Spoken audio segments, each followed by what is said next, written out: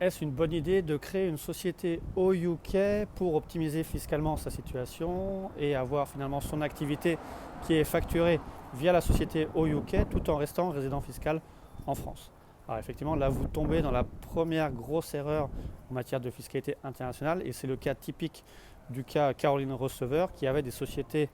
au UK et qui est revenue lors de son accouchement résidente fiscale en France, puisqu'on tombe dans le cas des établissements stables et du lieu de direction effective de votre activité. Puisque lorsque vous allez rester résident fiscal en France, notamment avec une société, une coquille vide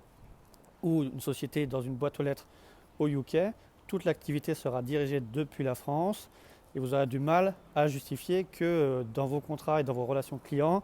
l'activité est faite depuis l'étranger et que l'imposition doit se faire à l'étranger. Et le gros risque fiscal, c'est une remise en cause, bien sûr, de l'imposition en France, avec la nature d'une activité occulte en France et des majorations de 80% sur les rectifications, plus une prescription qui s'étale sur 10 ans. Donc il y a quand même un très gros risque fiscal sur ce point lorsque vous souhaitez optimiser, on va dire, en créant des sociétés artificielles à l'étranger, tout en restant résident fiscal en France, que ça vise les sociétés au UK, en Estonie, à Malte, etc. Donc faites bien attention à tout ça.